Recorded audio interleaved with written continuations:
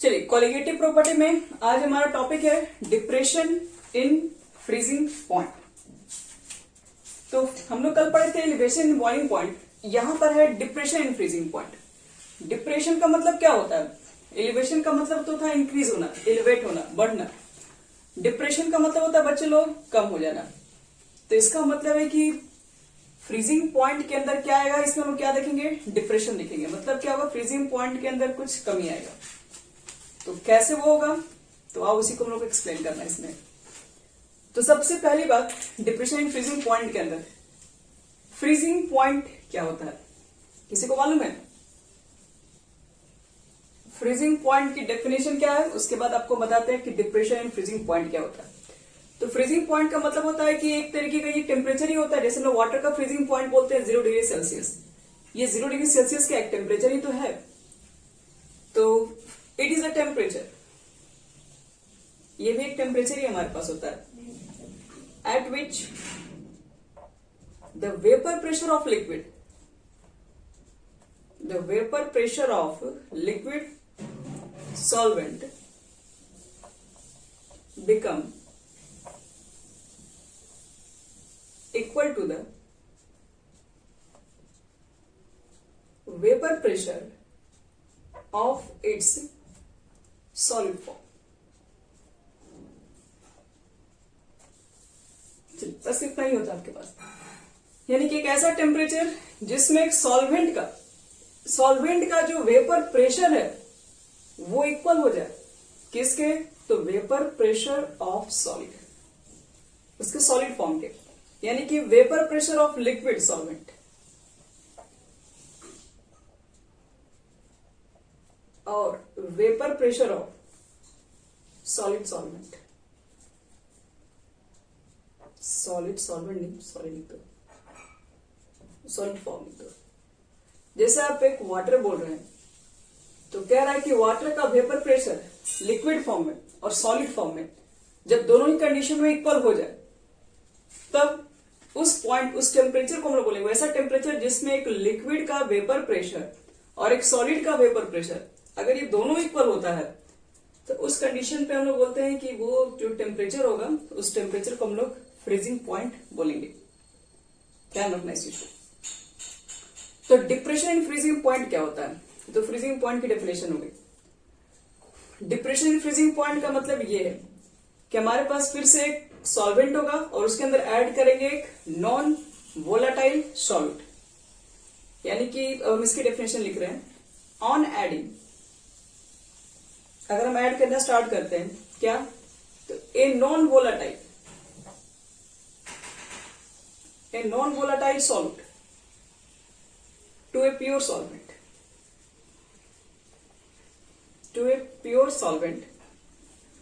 तो हमें पता है कि एक नॉन वोलाटाइल को ऐड करेंगे एक प्योर सॉल्वेंट के अंदर तो वेपर प्रेशर क्या होता है? वेपर प्रेशर डिक्रीज होता है। बॉइलिंग पॉइंट क्या होता है? कल हमने जो पढ़े थे, बॉइलिंग पॉइंट इंक्रीज होता है। तो बॉइलिंग पॉइंट इंक्रीज हो गया तो अब फ्रीजिंग पॉइंट क्या होगा? तो पहले जहां वाटर 100 डिग्री सेल्सियस पर क्या होता था? फ्रीज होता था। अब वो बॉयल 100 पे नहीं हो रहा है। क्यों? क्योंकि उसके अंदर आपने नॉन वोलाटाइल को ऐड कर दिया, बॉइलिंग पॉइंट उसका आपने बढ़ा दिया है। जहां 100 होता था अब मान लो कि 100.1 पे हो रहा है। तो अब क्या उसको फ्रीज करोगे तो क्या 0 पर ही होगा? नहीं, उसके अंदर आपने नॉन वोलाटाइल को ऐड कर दिया है तो अब उसके अंदर आप फ्रीज कराने उसको आओगे तो अब उसको फ्रीज कराने के लिए आपको टेम्परेचर 0 से भी नीचे लेके जाना पड़ेगा। तो वही चीजें होती है कि जो टेम्परेचर जो होती है इस बार क्या होती है फ्रीजिंग पॉइंट में, डिप्रेशन का मतलब इस बार टेम्परेचर जो है फ्रीजिंग के केसेस में वो और लोअर होती जा रही है। जहां पर जो 0 पर फ्रीज होता था वो चीजें अब 0 से भी नीचे पर हो रही है। तो नॉन वोलाटाइल को ऐड करते हैं जैसे ही मतलब किसी प्योर सॉल्वेंट के अंदर, तो याद रखना बॉइलिंग पॉइंट बढ़ जाती है और बॉइलिंग पॉइंट बढ़ जाती है तो उसके फ्रीजिंग पॉइंट में कमी आ जाती है। और यही जो कमी आती है फ्रीजिंग पॉइंट के अंदर, इसी को बोलते हैं डिप्रेशन इन फ्रीजिंग पॉइंट। यानी कि on adding a non volatile solute to a pure solvent, देखोगे its freezing point will decrease, its freezing point will decreases and this decrease in freezing point and this decrease in freezing point is called depression in freezing point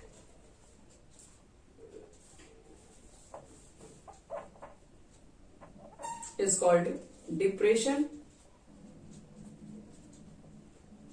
in freezing point, और इसी decrease point को कहा जाता है क्या, depression in freezing point. क्या रखना, तो इसका मतलब है कि यहां पर जो सॉल्वेंट का जो फ्रीजिंग पॉइंट है और सॉल्यूशन का फ्रीजिंग पॉइंट है, किसका ज्यादा होगा, आप चेक करते हैं। जैसे लोग मान लेते हैं, लेट मान लो T not F, freezing point of pure solvent, freezing point of pure solvent, TF freezing point of solution. तो सॉल्यूशन का तो बच्चे फ्रीजिंग पॉइंट और कम हो गया, जहां 0 था वो माइनस में चला गया, तो ये कम है, ये ज्यादा है। तो इसका मतलब यह है कि T नॉट F यहाँ पे जो होगा वो ग्रेटर होगा TF से। तो इसका मतलब ये है कि जब ये ग्रेटर है तो कुछ ना कुछ तो कितना डिफरेंस से ग्रेटर है, चेक करना है। तो T नॉट F में से आप जो TF निकालेंगे, इसी को बोलते हैं डेल्टा TF और इसी को बोलते हैं depression in freezing point.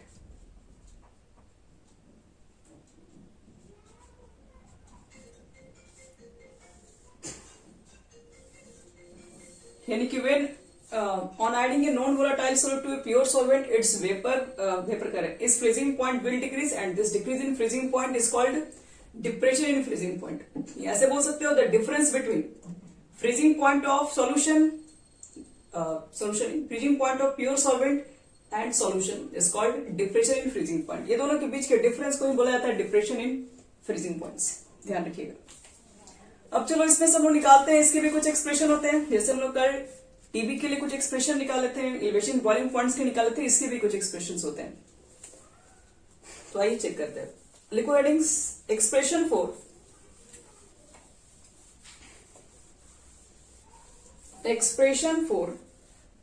Depression in freezing point, expression for depression in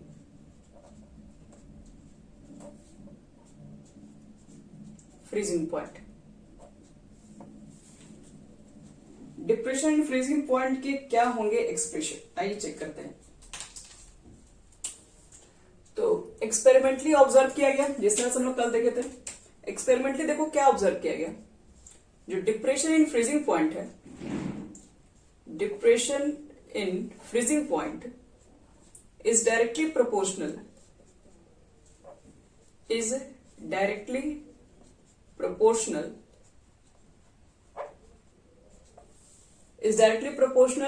to the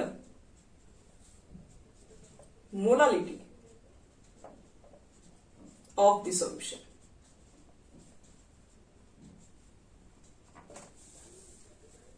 जब इसके ऊपर एक्सपेरिमेंट किया गया तो मालूम चला कि ये मोलालिटी के डायरेक्टली प्रोपोर्शनल है, जिसको डेल्टा TF से इंडिकेट किए। तो मालूम चला डेल्टा जो TF है वो डायरेक्टली प्रोपोर्शनल है मोलालिटी के। अब कहोगे ऐसा क्यों? तो आप भी देखिए, इसमें जितने ज्यादा आप नॉन वोलाटाइल सॉल्यूट को ऐड करोगे, देखो नॉन वोलाटाइल सॉल्यूट जल्दी से क्या होता है, वो आसानी से वेपर में कन्वर्ट नहीं होता। उसको वेपर ले जाने के लिए हमको बहुत ज्यादा उसको टेम्परेचर को लो करना पड़ेगा। तो टेम्परेचर को जैसे आप नॉन वोलाटाइल को ऐड करते हो, बॉइलिंग पॉइंट काफी बढ़ा देते हो। उस बॉइलिंग पॉइंट को जब फ्रीज करना रहता है, उस चीज को जब फ्रीज करना स्टार्ट करोगे तो फ्रीज करने के अंदर हमको काफी टेम्परेचर को कम करना पड़ेगा, काफी ज्यादा लोड करना पड़ जाता है। तो इसलिए जितने ज्यादा आपके पास number of moles of solute होंगे, मतलब मोलालिटी का मतलब क्या है, 1 kg के आपके पास सॉल्वेंट के अंदर जितने सॉल्यूट के मोल्स होंगे, इसी को मोलालिटी कहते हैं। तो मोलालिटी का मतलब है नंबर ऑफ मोल्स पे डिपेंड कर रहा है। जितने ज्यादा number of moles of solute डालोगे, उसके डेल्टा TF का जो डिफरेंस आएगा वो क्या हो, ज्यादा हाई होगा, क्योंकि T नॉट F का तो मान फिक्स है। ये तो प्योर का केसेस रहेगा। सॉल्यूशन के अंदर क्या होगा, अगर आप ज्यादा डालेंगे इसके अंदर नॉन वोलेटाइल सॉल्यूट को, तो उसका बॉइलिंग पॉइंट, फ्रीजिंग पॉइंट जो होगा वो और माइनस में चलते चला जाएगा। इसका मतलब उसका वैल्यू और कम होता चला जाएगा। इसका वैल्यू कम होगा, ज्यादा कम होगा और माइनस में आएगा, तो आपके पास जो डेल्टा TF का जो डिफरेंस आएगा ये बढ़ जाएगा फिर। तो इसलिए जितने number of moles of solute को डालोगे, उतना ही ज्यादा क्या होगा, डेल्टा TF की भी वैल्यू होगी। तो बोल सकते हैं हम लोग कि डेल्टा जो TF है, इसको मोलालिटी को M से इंडिकेट करते हैं, और यहां से अगर हम प्रोपोर्शनलिटी को हटाएंगे तो कोई कांस्टेंट लगाएंगे जिसको हम KF बोलते हैं। केएफ आपके पास क्या है, एक कांस्टेंट है। इस कांस्टेंट को किस नाम से जानते हैं, तो मोलर डिप्रेशन कांस्टेंट। जिस तरीके से के भी था मोलर एलिवेशन कांस्टेंट, ये होता है मोलर डिप्रेशन कांस्टेंट। तो लिख देना where KF is equal to molar depression constant. इसको एक और नाम से जानते हैं और क्रायोस्कोपिक कांस्टेंट। ध्यान रखना। अब देखो वेन, अब मुझे केएफ की डेफिनेशन मालूम करना है। तो वेन अगर हम मोलालिटी को अगर हम 1 ले लें, एम की वैल्यू अगर 1 ले लें, तो डेल्टा टीएफ कितना हो जाएगा, सिर्फ केएफ हो जाएगा बस। डेल्टा टीएफ होगा केएफ के इक्वल। अब खुद से बताओ कि डेल्टा टीएफ क्या है, डिप्रेशन इन फ्रीजिंग पॉइंट है। केएफ क्या है, मोलर डिप्रेशन कांस्टेंट। और मोलर डिप्रेशन कांस्टेंट किसे कहते हैं, तो molar depression constant is equal to the depression in freezing point. कब ये इक्वल हुआ इसके, when molality is taken as 1। जब मोलालिटी को 1 लिया गया तो डिप्रेशन जो फ्रीजिंग पॉइंट था वो, जो मोलर डिप्रेशन कांस्टेंट था वो डिप्रेशन इन फ्रीजिंग पॉइंट के इक्वल हो गया। तो आपसे कभी कभी ये भी क्वेश्चन पूछा जा सकता है कि मोलर डिप्रेशन कांस्टेंट किसे कहते हैं। तो लिखते हैं उसका definition. So the molar depression constant, molar depression constant may be defined as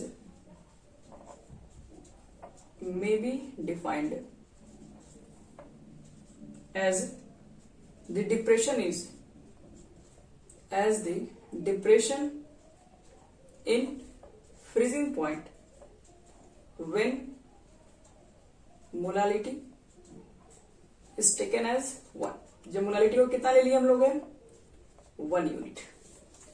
या फिर मोलालिटी आप इतना नहीं लिखना चाहते तो इसको शॉर्टकट में हम लोग ये भी लिख सकते हैं, वेन इसकी जगह पर वेन। 1 मोलालिटी कैसे आ सकता है, जब 1 मोल्स ऑफ सॉल्यूट को 1 kg सॉल्यूट में डिवाइड कर दोगे, क्योंकि मोलालिटी इज इक्वल टू होता है मोल्स ऑफ सॉल्यूट बटे में 1 kg ऑफ पर kg सॉल्वेंट। अगर सॉल्वेंट का वेट हो जाए 1 kg, मोल्स का वैल्यू हो जाए 1, तो दोनों कट के तभी तो 1 आ सकता है। तो इसको लोग ऐसे भी तो बोल सकते हैं, मोलालिटी 1 लिखने का मतलब क्या है, तो when 1 moles of solute, 1 moles of solute dissolved in 1 kg of solvent. तो ये भी हम लोग बोल सकते हैं, नो प्रॉब्लम। चलिए अब बात करते हैं इसकी यूनिट की। केएफ की यूनिट क्या लिख सकते हैं हम लोग, तो delta TF is equal to क्या देख रहे हो, delta TF is equal to हमारे पास केएफ था इंटू एम था। केएफ के लिए यूनिट निकालोगे तो delta TF by M. Delta TF के लिए केल्विन, केल्विन पर मोल बोल दो। अगर मोल्स कह रहे हैं मोलालिटी, और मोलालिटी की यूनिट लिखोगे तो क्या होगा, मोल्स पर केजी भी होता है, तो केजी तो चला जाएगा आपका ऊपर, केल्विन केजी, और फिर मोल्स इनवर्स हो जाएगा। तो दोनों में से कोई लिख दो, दोनों चलेगा। बोलिए।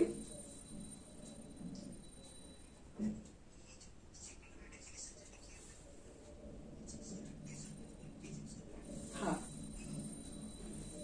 इसके जगह पर आप, हाँ इसके जगह पर आप ये भी लिख सकते हैं, एलिवेशन में भी सेम ही रहेगा ना, क्योंकि मोलालिटी 1 है। सेम कैसे है, यहां पर डिप्रेशन कांस्टेंट है, वो डेल्टा टीएफ के इक्वल है, वो डेल्टा टीवी के इक्वल था। समझ में आ रहा है, सेकेंड डेफिनेशन नहीं है। सेकेंड डेफिनेशन का मतलब है कि ये चीजें बस बोल रहे, यहां से आपको काट के यहां लिखना है, ये भी लिख सकते हो। ऊपर वाला तो सब लिखना ही है, फ्रीजिंग पॉइंट तो लिखना ही है यहां तक। ये डेफिनेशन पूरा के बदले में नहीं बोले हैं, ये डेफिनेशन सिर्फ इस ब्रैकेट के बदले में बोले हैं। आप मोलालिटी 1 बोल दो या फिर 1 मोल्स ऑफ सॉल्यूट को डिसॉल्व कर दो 1 kg ऑफ सॉल्वेंट। तो यहां पर तो फ्रीजिंग पॉइंट है ना, वहां तो बॉइलिंग पॉइंट था, दोनों में डिफरेंस तो है ही।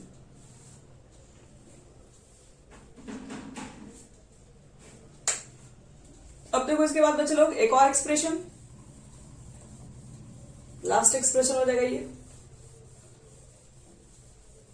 चलिए मान लो कि अभी हम लोग देखें कि डेल्टा जो टीएफ था is equal to KF into M था। हम मोलालिटी की वैल्यू को पुट करेंगे। मोलालिटी इज इक्वल टू होता है मोल्स ऑफ सॉल्यूट, और बटे में क्या लिखेंगे, wait of solvent in KG. अब देखो यहां पे लिखो के, मोल्स ऑफ सॉल्यूट को क्या बोल रहे हैं, मोल्स इज इक्वल टू होता है weight by molecular weight. Wait of solvent capital W, अगर ये ग्राम में ले लें, केजी में ना लेके, तो पर हमको 1000 से मल्टीप्लाई भी करना पड़ेगा। तो ये एक हमारा हो गया फॉर्मूला।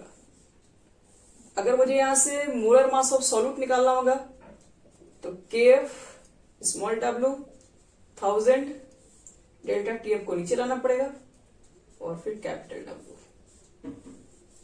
अभी सारी चीजें क्या क्या रिप्रेजेंट कर रही है सब बताइए। तो वेयर स्मॉल डब्ल्यू क्या होता है, weight of solute, small M molecular weight of solute, capital W weight of solvent, delta TF तो डिप्रेशन इन फ्रीजिंग पॉइंट, और क्या बच गया, केएफ।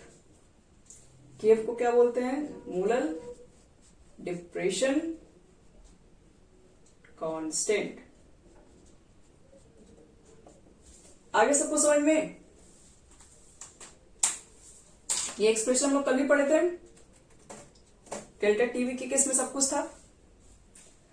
चलो इसमें एक फॉर्मूला और भी बता दे रहे हैं।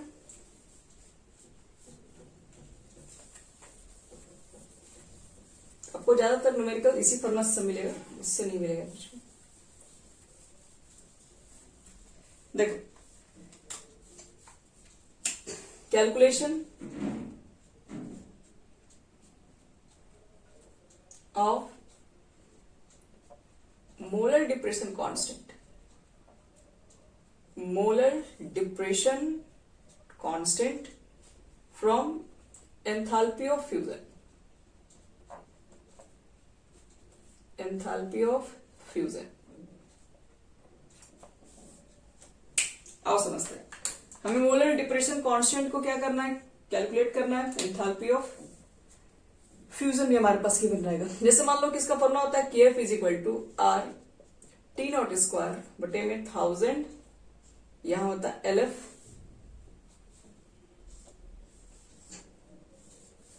अब कहा जाए कि कौन सी चीजें क्या क्या है, तो आपको कल हम बता भी दिए थे, एलएफ की जगह पर लेटेंट हीट ऑफ फ्यूजन को भी पुट कर सकते हैं। तो 1000 लिखोगे और इसका फॉर्मूला कितना पुट करते हैं हम लोग, तो कल हम लोग देखे थे कि इसकी वैल्यू को निकालने के लिए हम लोग ने किससे मल्टीप्लाई किए थे, याद करो। यहां पर शायद आप लोग को कल का, एक मिनट, हाँ, जो एल भी करके था तो डेल्टा एच भी था बटे में M1 था, इतना हमारे पास था। तो ये एलएफ के केसेस में भी आपको क्या करना है, सेम ही काम करना है, सब कुछ या फ्यूजन हो जाएगा, बाकी सब कुछ सेम रहेगा। एलवी के बदले में ये चीजें पुट कर दो, डेल्टा एच, लेकिन यहां पर हीट ऑफ फ्यूजन एफ लिख देना, और बटे में जो एम है ये M1 चला जाएगा ऊपर।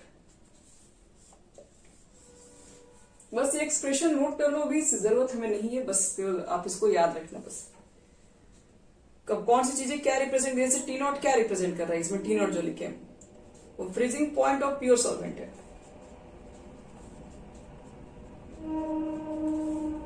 एलएफ क्या है, यहां पर लेटेंट हीट ऑफ फ्यूजन,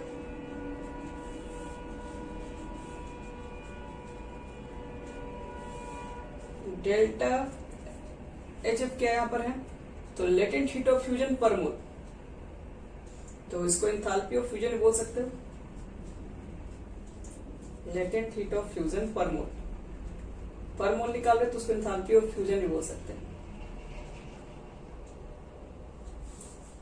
और M1 molecular mass of solvent, molecular mass of solvent, और लास्ट हमारे पास है R, जिसको बोलते हैं गैस कांस्टेंट, जिसकी वैल्यू फिक्स होती है 8.314 joule kelvin inverse mole inverse. चलो बच्चों, सारे एक्सप्रेशंस हो गया हमारा कंप्लीट। अब इस पे कुछ बनाएंगे क्वेश्चंस। ठीक है, तो इसको मिटा रहे हैं हमें। अब कुछ क्वेश्चन को दे रहे हैं हमें।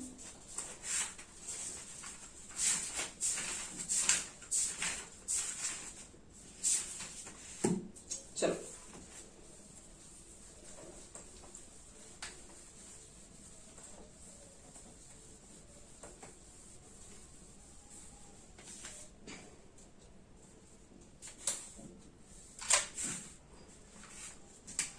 क्वेश्चन देखिए हमारा। क्वेश्चन कह रहा है कि ए सॉल्यूशन कंटेनिंग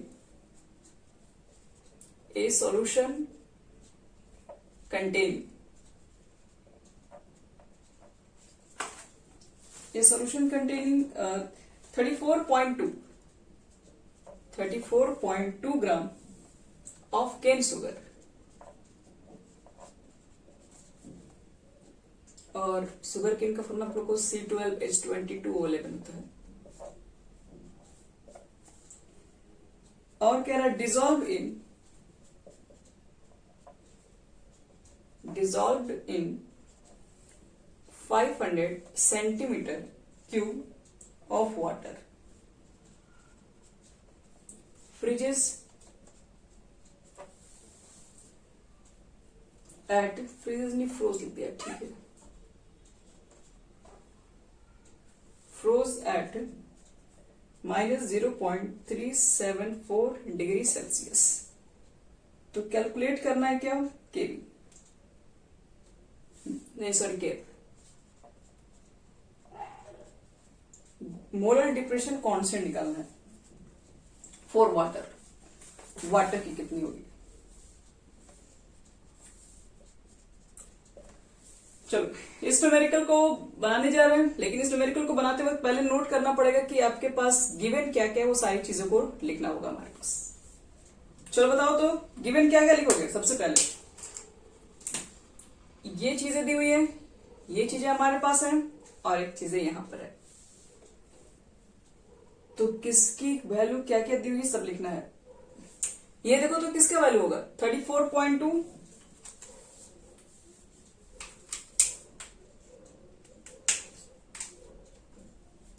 पर ये क्या लिखा हुआ है, सॉल्यूशन कंटेनिंग इतना ऑफ केन शुगर। तो किसका वेट होगा बच्चे लोग, वेट ऑफ, हाँ ये सॉल्यूट का वेट है, केन शुगर लिख देना 34.2। फॉर्मूला हमारे पास है, इसका मॉलिक्यूलर वेट निकालो यहीं पर। तो molecular weight of cane sugar यानी C12H22O11 ये निकालोगे तो 342 ही आता है। आप निकालेंगे तो इसकी मॉलिक्यूलर वेट इतनी ही आएगी। अब देखो मॉलिक्यूलर वेट हो गया, यानी स्मॉल w का ये वैल्यू हो गया, और ये हो गया हमारा स्मॉल m का वैल्यू। ये क्या दिया हुआ है, तो डिजोल्व इन इतना सेंटीमीटर क्यूब ऑफ वाटर। ये तो सेंटीमीटर क्यूब, इसका मतलब ये तो वॉल्यूम है, यानी कि वॉल्यूम ऑफ वाटर है ये 500 सेंटीमीटर क्यूब। लेकिन निकालना आपको क्या है, केफ। ये क्या आपके पास है, तो जैसे हम लोग केन शुगर को ऐड किया, ऐड करने के बाद उसका जो फ्रीजिंग पॉइंट है वो अब इतना हो गया। पहले वाटर का फ्रीजिंग पॉइंट 0 डिग्री सेल्सियस था, अब कितना हो गया ऐड करने के बाद, इतना पर ये फ्रीज होना स्टार्ट हो रहा है। तो इतना पर फ्रीज होना स्टार्ट हो रहा है, तो डेल्टा टीएफ निकाल दो। तो क्या लिखेंगे, T0F माइनस टीएफ। T0F यानी प्योर वाटर। प्योर वाटर का फ्रीजिंग पॉइंट कितना होता है, 0 डिग्री सेल्सियस। टीएफ मतलब सॉल्यूशन। सॉल्यूशन का फ्रीजिंग पॉइंट कितना हो गया, इतना हो गया, रख दो माइनस 0.374, और ये माइनस माइनस मिलकर हो गया प्लस 0.374 डिग्री सेल्सियस। यानी डेल्टा हमारे पास टीएफ है। ध्यान समझो, स्मॉल डब्ल्यू है, स्मॉल एम भी है।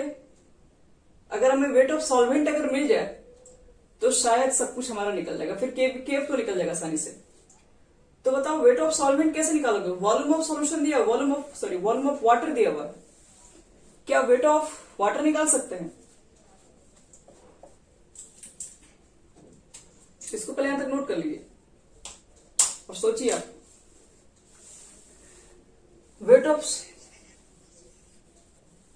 हाँ वेरी गुड, डेंसिटी यूज करेंगे। तो वाटर की डेंसिटी याद है किसी को कितना होता है?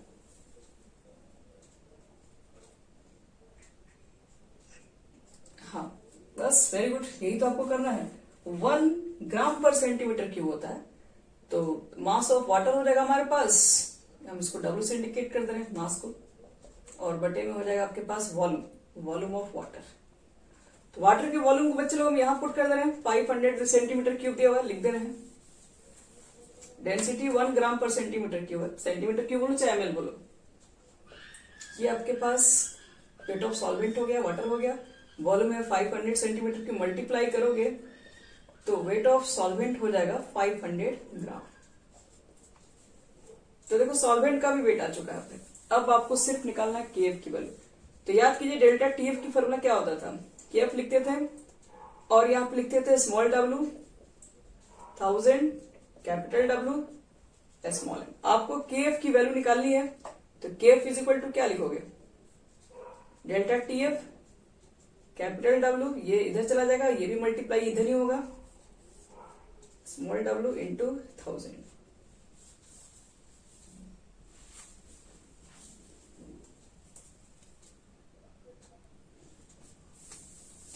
चलो इसके बाद हम लोग क्या करेंगे, वैल्यू को पुटअप करेंगे, जिसकी जिसकी जो जो वैल्यू है वो पुट कर दीजिए।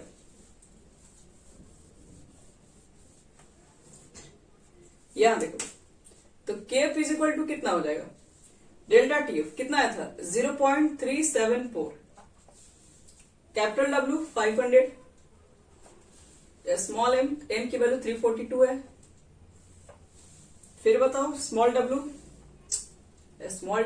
34.2 है, इंटू में 1000 है। चलिए यहां से हमें निकालना है केएफ की वैल्यू कितनी होगी, क्या लगता है? देखो तो 2 0 कैंसिल, ये पूरा कैंसिल, 1 0 यहां से भी कैंसिल कर दो, ये 5 बच गया आपके पास, 5 पे मल्टीप्लाई कर दीजिए इसमें, तो कितना आ जाएगा 1.87 केल्विन मोलालिटी इनवर्स। देखो तो इतना ही आ रहा है तुम लोग का भी।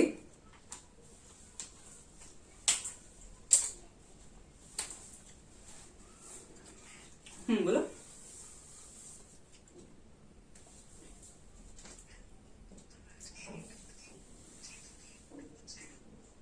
ये वाला पॉइंट हटा दिए इसका, 334.2 था ना, पॉइंट हटा के वहां लिख दिए। समझ में आया? ओके, तो एक क्वेश्चन और लिखे,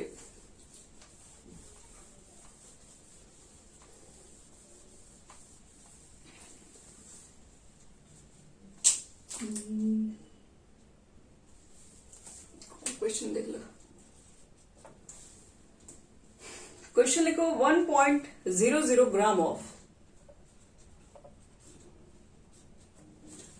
क्या है तो non volatile solute, non volatile solute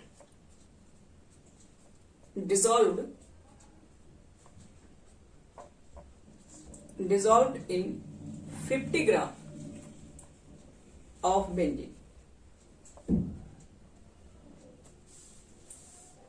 ठीक है, 50 ग्राम बेंजीन में डिसॉल्व किया गया।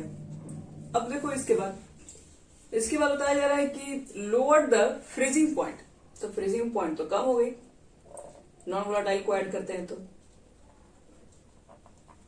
Lower the freezing point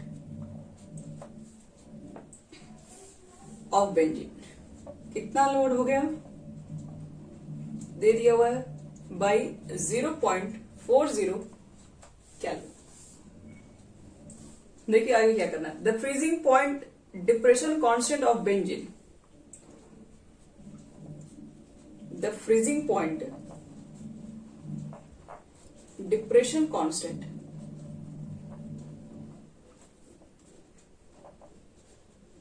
of benzene,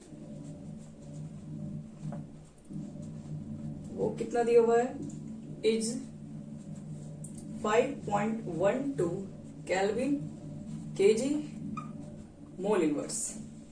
तो find the molecular mass of salt, find the molecular mass of salt. चलो क्वेश्चन हमारा हो गया कंप्लीट। अब आपको करना क्या है, बताना है इसमें किसकी किसकी वैल्यू गिवन है। चलो बच्चे लोग बताना स्टार्ट करो जल्दी से। क्वेश्चन अगर नोट कर लिए तो फटाफट बताओ ये वाला वैल्यू किसकी है, 1.00 1.00। फिर ये किसकी वैल्यू दी हुई है, 15 ग्राम बेंजीन। चलिए बेंजीन क्या है, बेंजीन एक सॉल्वेंट होता है। Lowered by the freezing point of benzene by, ये किसका है, 0.40 केल्विन। ये किसका वैल्यू है, सॉल्यूशन का फ्रीजिंग। क्वेश्चन ध्यान से पढ़िए क्या बोल रहा है। जब आप एक नॉन वोलेटाइल सॉल्यूट को ऐड करते हैं बेंजीन के अंदर, तो बेंजीन का जो फ्रीजिंग पॉइंट है वो कम हो गया। कितना कम हो गया, तो freezing point of benzene by 0.40 kelvin कम हो गया, डिप्रेस हो गया। लोअर तो लिख ही दिया ना अब, तो इसका मतलब है कि वो जो वैल्यू है वो डेल्टा टीएफ है।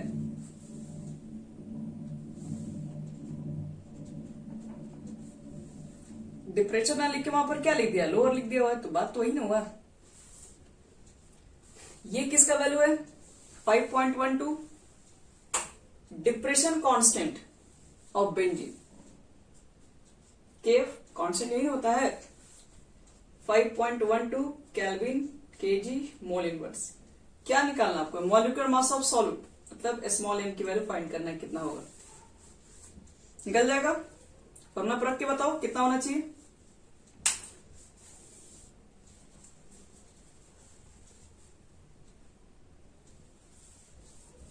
सबको फॉर्मूला पे डाल दीजिए।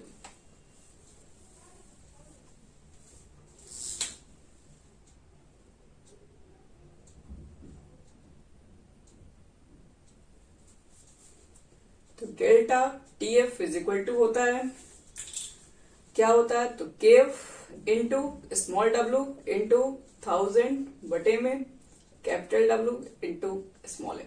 आपको एम निकालना, एम को भेज दो इस साइड, बाकी सबको यहां लिख दो। अब सबकी वैल्यू हमारे पास है ही, पुट करके निकाल देंगे। केव की वैल्यू कितना, 5.12, स्मॉल डब्ल्यू 1.00, 1 ही लिखो, 1000 लिख दो यहाँ पे। डेल्टा टी, एक मिनट, डेल्टा टी एफ और कैपिटल डब्ल्यू तो रहेगा ही ना। Delta T F 0.40, capital W है 50। चलो बच्चों लोग इसको सॉल्व करो, देखो कितना आ रहा है आंसर।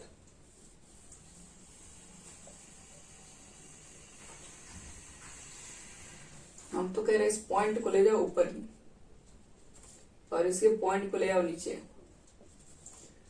तो ये तो दोनों जीरो कैंसिल ही हो जाएगा, और एक यहां से कट जाएगा, और एक जीरो यहां से कट जाएगा, और 5 से कट जाएगा 10 2 बार में, 2 से कट जाएगा ये 2 बार में, तो 2 से ये कितने बार में कटेगा, 256 ग्राम पर मोल।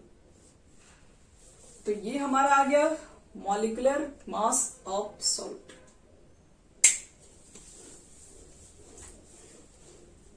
ठीक है बच्चे लोग।